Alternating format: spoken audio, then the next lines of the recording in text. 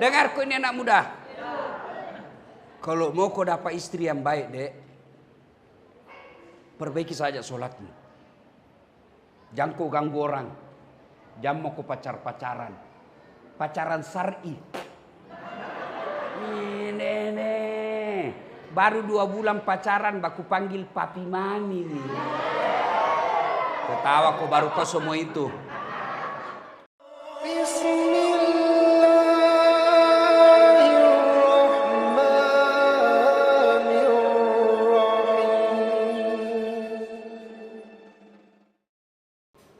Alhamdulillah bisa hadir di tempat ini. Banyak masjid di kota Makassar, tapi barusan saya dapat sholat maghrib banyak yang pulang karena tidak dapat tempat. Masya Allah, ramena jamaah di sini di tiap hari begini. Tiap hari bu, balik. Alhamdulillah ya, alhamdulillah. Bisa datang di masjid ini. Tapi apakah ketika ada di masjid ini setan berhenti menggoda kok? Enggak, masih nagoda kok setan. Gimana caranya setan menggoda? Dia bilang, jangan ku dengar ceramah. Jangan ku dengar ceramah. Pegang HP-mu, pegang HP-mu. Pegang HP-mu. Jadi orang yang pegang HP itu sekarang sesungguhnya dia kena godaan setan. Itu sana. Simpan mi HP ta ibu. Ibu bu pegang HP selama saya ceramah, saya doakan suaminya kawin lagi. Simpan saya dulu itu HP ta ibu deh sibuk nah. Jangan maki merekam ibu, jangan maki merekam. Ini ada hak kamera saya bawakan ki. Gambarnya bagus, suaranya jernih. Kalau kita rekam pasti tidak jelas. Dah? Simpan mi dulu HP ta ibu di, simpan mi di. Bisa? Bisa? Saya tahu jamaah Macini. Oh, Masya Allah, hebat.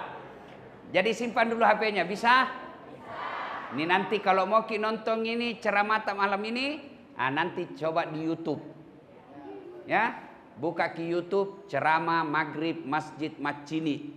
Muncul ini. Jangan lupa like and share. Bisa ibu? Bapak Ibu saudara-saudara sekalian, teristimewa yang hadir di tempat kita ini ada kakanda saya Haji Muhlis. Anggota DPR kalau tidak salah di. Iya. Tapi masih ada balehona kuliah. Berarti masih maju biar mudah ya mau maju mau kok semua. Ya, ada juga di sini pelatihku waktu saya main drum band di Pertamina. Kak Darul dipanggilkannya. Ini yang undang Kak datang ke tempat ini. Ada juga teman saya Haji Nas yang hadir di tempat ini, gambar kuliah. Lebih gagah dari saya. Tapi saya penuh pesona. Mana buktinya? Mau semua kau foto sama saya toh? Yuk Bapak saudara-saudara sekalian, saya mau tanya, tolong jawab dengan jujur.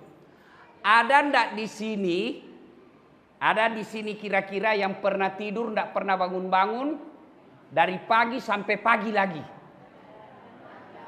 Ada kira-kira dari pagi, malam, tengah malam, subuh sampai pagi lagi. Ada kira-kira pernah tidur seperti itu? Ada? Tidak pernah. 1 hari saja tidak pernah. Dan orang kalau tidur 24 jam bangun pasti pening kepalanya. Ya toh? Tapi kalau Allah yang mau, ada manusia tidur. Berapa lama dia tidur? 309 tahun. Woi kacuping. Dengar Saiko. Berapa lama dia tidurin orang? Bukan 1 hari, bukan 1 tahun, bukan 10 tahun. Berapa lama? 309 tahun. Siapa bilang? Buka ke Quran. Itulah yang disebut kisah Ashabul. Ada itu.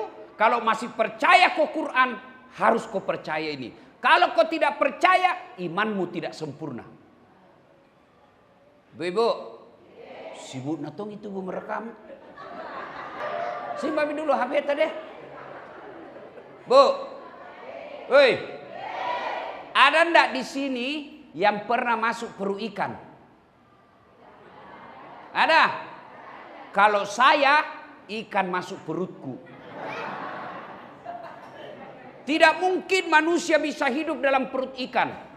Tapi kalau Allah yang mau, ada manusia yang hidup dalam perut ikan 40 hari lamanya. Siapa? Nabi Yunus alaihi salam. Siapa bilang? Buka surah Yunus.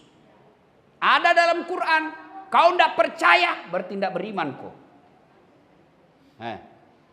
Bu. Ada janda di sini? Banyak.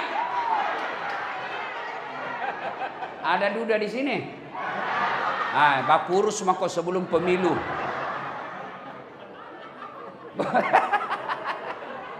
Bukan saya, tidak mungkin saya takut sama istriku. Ibu, bisa ndak perempuan hamil belum bisa selesai celaka?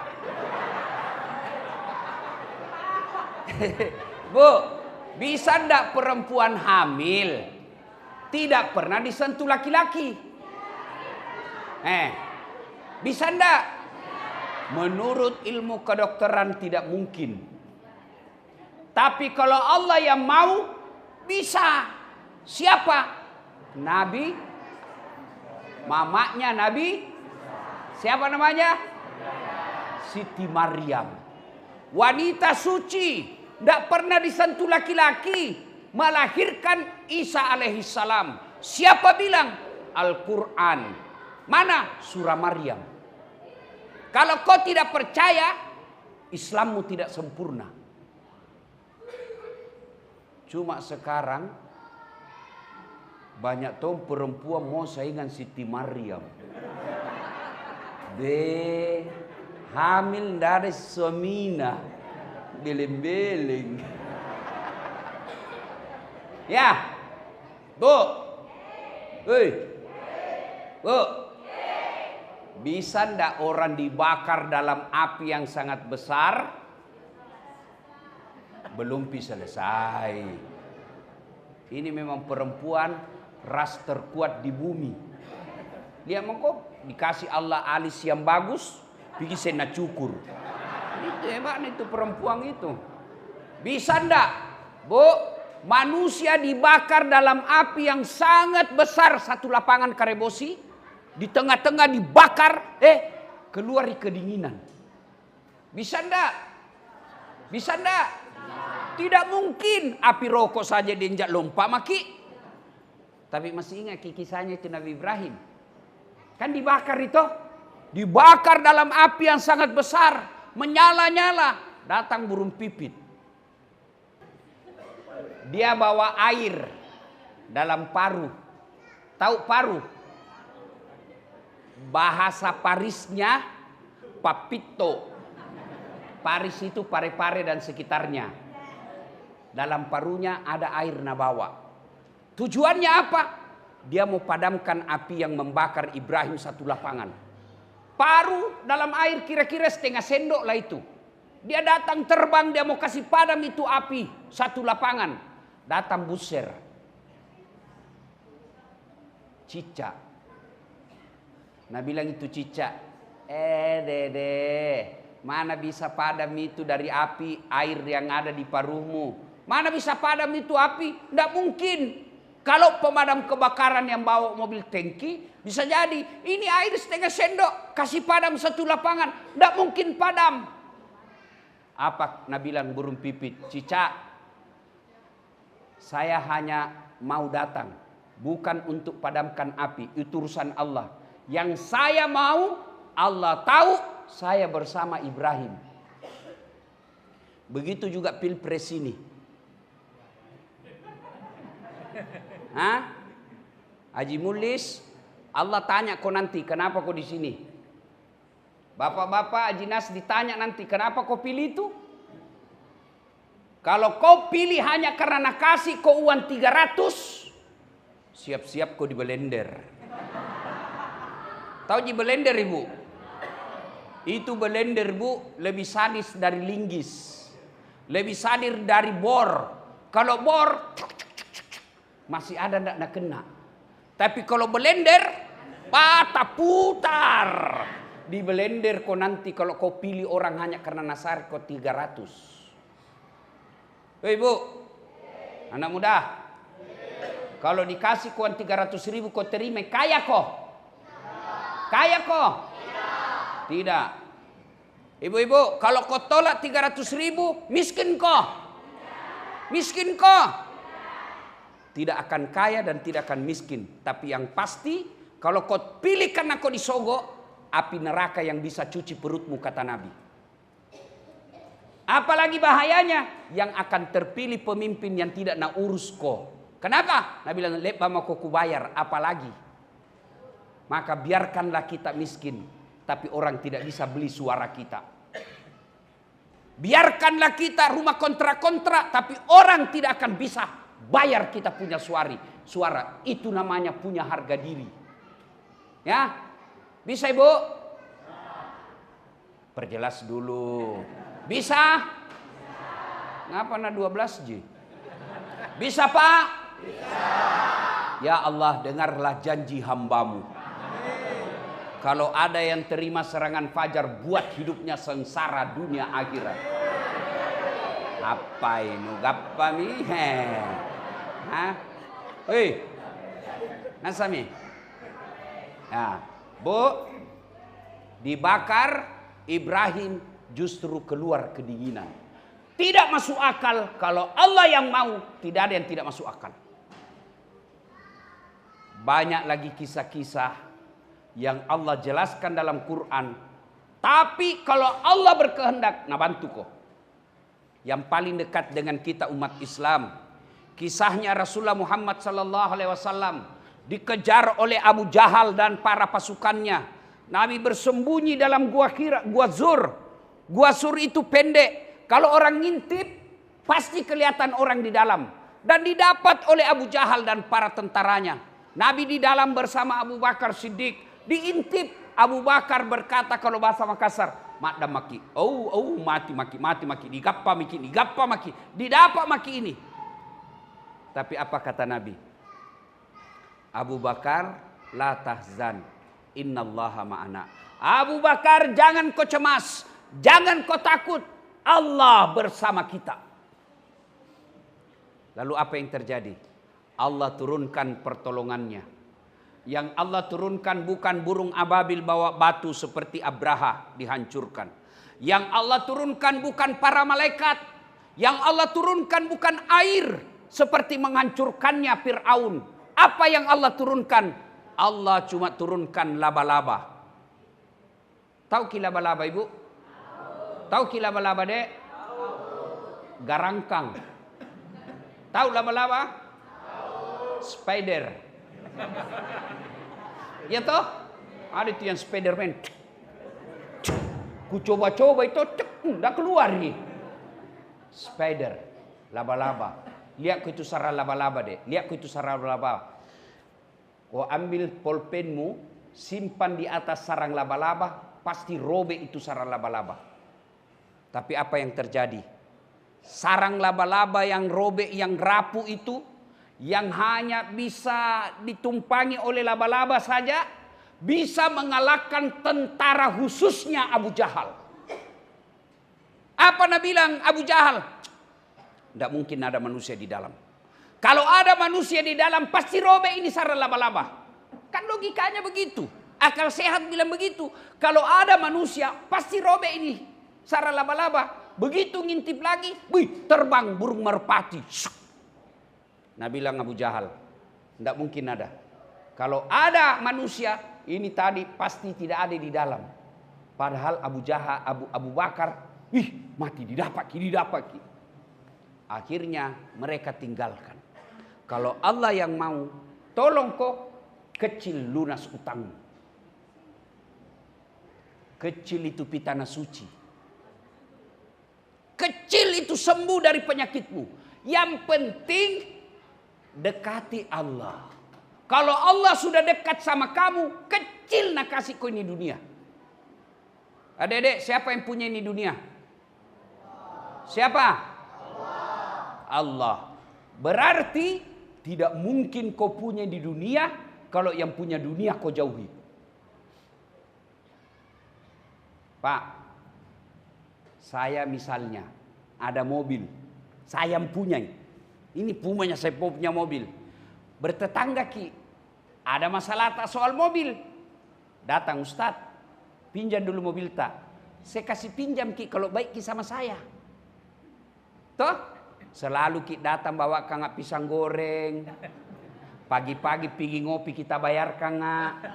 Jangan ketawa, serius Kak ini. Toh, sakit Kak datang Ki jenguk Kak.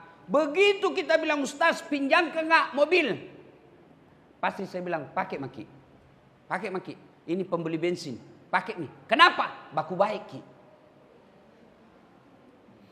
Tapi sebaliknya, Bapak tidak pernah baik sama saya. Tidak ku kenal. Tidak pernah ketemu. Tidak pernah saya tahu kita. Assalamualaikum Ustaz. Waalaikumsalam. Pinjam saya mobil lu. Siapa kira-kira ku telepon? Kapolsek. Jaka lagi pak kepala talang ini. Jaka lagi coba. Nah, begitu juga dunia ini. Yang punya Allah tidak mungkin nak kasih kau dunia kalau jauh kau dari Allah. Allah didekati bukan dengan berpikir. Allah didekati bukan dengan bertasawuf. Allah didekati dengan beramal baik, ibadah namanya. Dan ibadah sedekat-dekat Allah. Kata Allah, sedekat-dekat aku dengan hambaku ketika dia sujud. Itu paling dekat.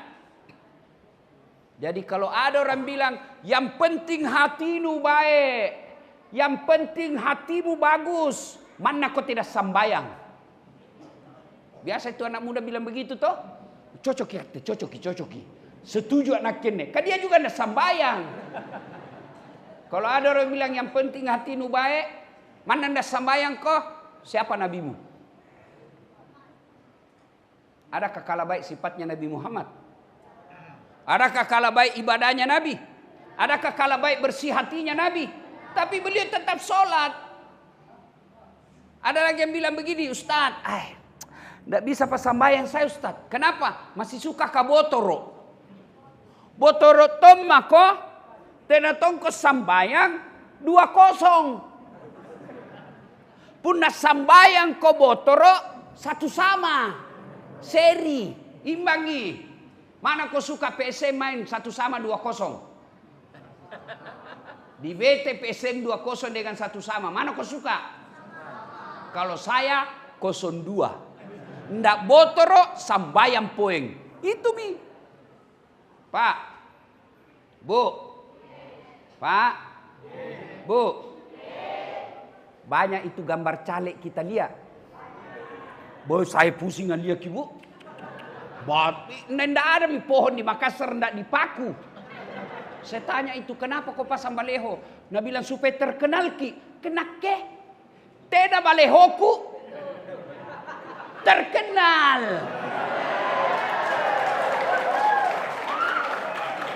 Cocoki. Coki. Nasinya coki. Cocoki. Iya, banyak orang pasang baleho, orang bilang siapa ini? Baru hati-hati saya kuliah baleho. Hati-hati. Kenapa? Banyak kuliah caleg, dede gamara na baleho na. Mulus, cantik. Sekali nak ketemu Ki,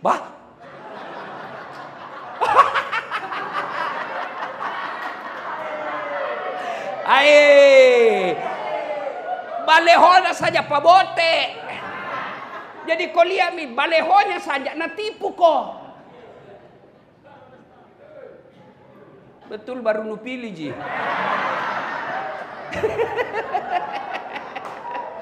Hancur kau. Baleho to, ada tong kuliah aslinya pakai kepala talang. Kenapa? Itu nanui potona to dibawa kepalana. Hei, dibawa kepala, baru udah bilang apa? Siap jungkir balik untuk rakyat.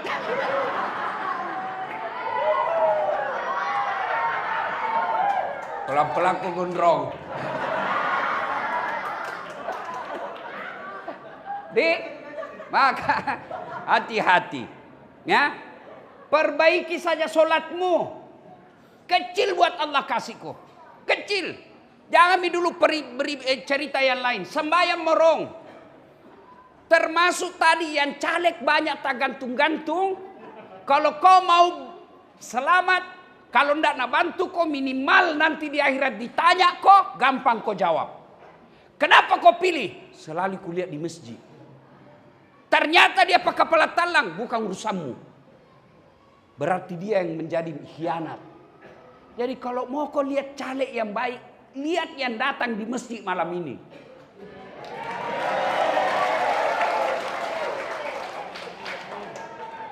Hei, begitu juga calon presiden. Jangan sampai kau nanti orang jadi presiden, kamu nanti susah di akhirat.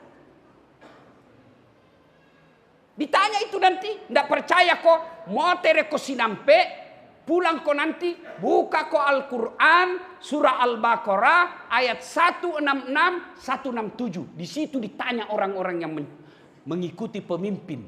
Kenapa kau pilih dia? Waktu dia sudah gelisah, di neraka ini ceritanya, di Batapasami, pergi cari itu pemimpinnya, sudah coblos. Dia bilang, bantuki kodong, kau masih bantu. Apa nak bilang yang kau coblos? Nak bilang, nakki lagi pandra. Buka kau itu Al-Baqarah, buka mako. Baru apa nak bilang tadi yang mencoblos? Ya Allah, keluarkan kami dari asap neraka ini. Al-Baqarah 167 terakhirnya. Apa nak bilang Tuhan? Tidak mungkin saya keluarkan kau dalam api neraka. Artinya, gara-gara kau coblos karena uang 300.000, abadi kau dalam neraka, tenani pasulukku. Hati-hati Pak, ini sangat penting. Jangan lagi kita di Indonesia selalu dibilang jangan bawa-bawa politik dalam hidupmu. Tidak boleh. Kita orang Islam harus paham politik. Kalau kau tidak paham politik, nah politiki kau orang.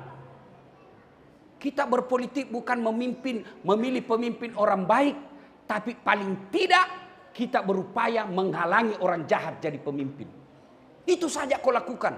Soal kau sudah coblos dan kau yakin orang baik, tawakal ilallah. Ternyata dia tipu kita. Dia berkhianat, bukan urusan tak. Ya? Pak. Bu. Hei. Ada punya anak gadis? Ada. Mau menikah? Mama yang mau. Pak, dengar. Kalau mau calon mantu yang baik, lihat solatnya meskipun pekerjaannya tidak hebat. Lihat solatnya meskipun dia status sosialnya tidak kaya. Kalau dia baik solatnya, tidak nak kasih susah kok. Tapi kalau dia kaya tidak pernah solat, nah hitung terus hartamu bagaimana dia bisa ambil. Banyak itu yang kita lihat toh.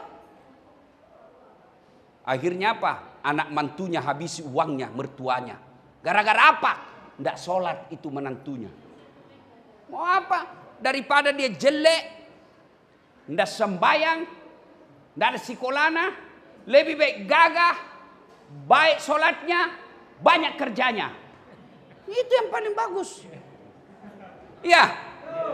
Hei, dengarku ini anak muda. Kalau mau kau dapat istri yang baik, dek, perbaiki saja sholatmu. Jangan kau ganggu orang. Jangan mau kau pacaran. Pacaran syar'i. Ini.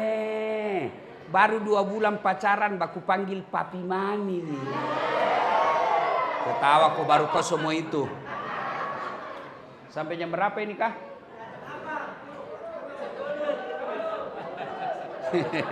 Eroro nu.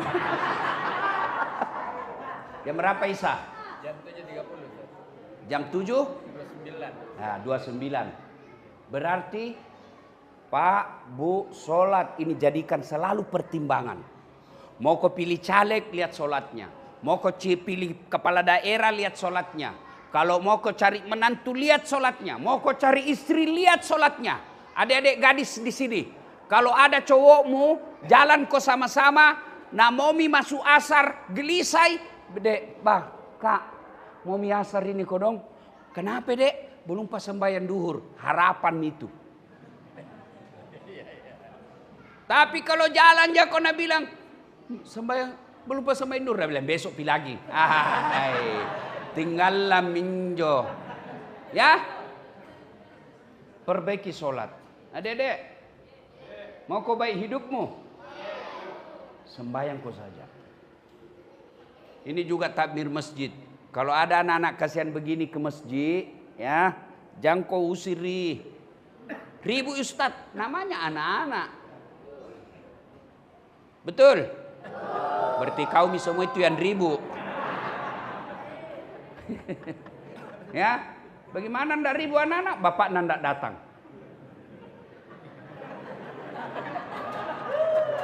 Iya toh? Anak-anak mau pisah sembahyang, apa nak bilang? Pak, mau ini pisah sembahyang deh. Kulihat temanku semua pergi masjid. Belikan saya songkok. Apa nak bilang bapak nak? Itu ada songkok nan nenek dulu pakai. Anak-anak nomor 5, songkok nan nenek nan nomor 9. Akhirnya tak lempar-lempar sekolah.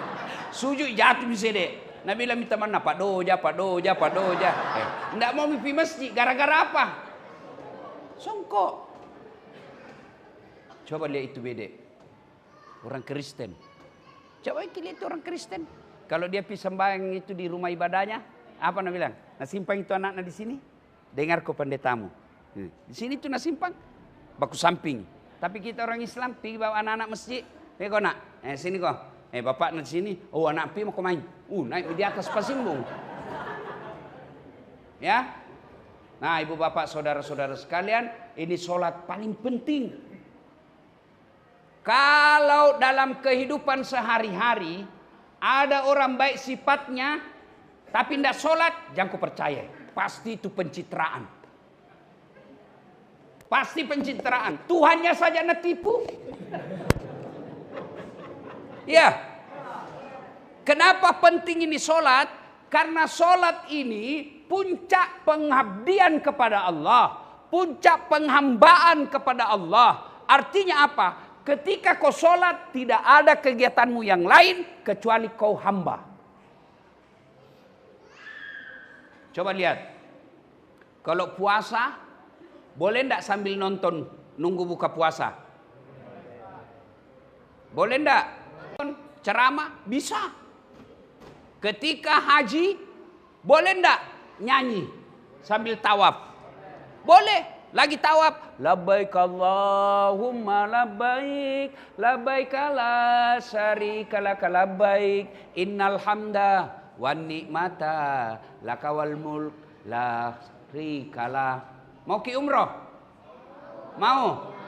Nah, daftar ki di travelku tanggal 19, tanggal 12 Februari kita pi umroh sama-sama. Ya. Nah, Bapak saudara-saudara sekalian, ketika umroh, haji, boleh sambil dagang, boleh. Ketika bayar zakat, boleh enggak sambil nyanyi? Boleh. Tapi ketika sholat, boleh kau dagang? Allahu Akbar. Haji, berapa gas? 25.000. Pasti batal. Iya toh? Allahu Akbar. Darah muda, darah nafas. Pasti batal. Itulah makna sholat puncak penghambaan kepada Allah. Karena tidak boleh ada kau lakukan kecuali nyembah kepada Allah. Ada yang bilang begini. Kenapa pali itu tetanggaku Ustaz? Rajinna sembahyang no kodong na 30 tahun ini ngontrak-ngontrak terus. Karena Allah tahu kalau ada rumahnya berhenti sembahyang. Allah kasih kau yang terbaik. Kenapa pada itu kasihan? Tetanggaku rajin nama mau berjamaah di masjid. 5 tahun menikah. Minta anak tidak dikasih. Karena Allah tahu kalau ada anaknya, dia anaknya cacat dan dia bisa ngurus. Kenapa paling lama mi berdoa Ustaz tidak dikasih? 7 tahun mi berdoa tidak dikasih. Saya bilang siapa kocok? Nabi Zakaria itu minta anak sejak usianya 21 tahun. 21 tahun dia sudah berdoa, ya Allah berikan saya keturunan. Tapi kapan Allah kabulkan? Allah kasih keturunan 90 tahun pi. Berapa tahun itu? Dari 21 ke 90. Berapa? 79 tahun berdoa. Baru Allah kasih. Kau berdoa kau pagi, mau kau dikasih malam. Baru kau pakai kepala telang. Mana istri nun tipu ji. Memangnya ada orang dalam.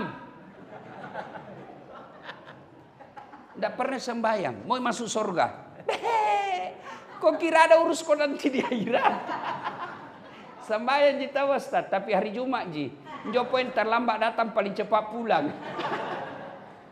Ya, sholat. Kalau sholat baik, insya Allah. Saya sudah sholat Ustaz. Jangan puas sampai di situ. Tambah dengan sholat-sholat sunnah. Sudah sholat sunnah juga Ustaz. Jangan puas sampai di situ. Ayo datang berjamaah di masjid. Ibu bapak saudara-saudara sekalian, qad aflahal mu'minun kata Allah. Maka beruntunglah orang-orang yang beriman. Siapa kata Allah orang yang beruntung dalam sholatnya?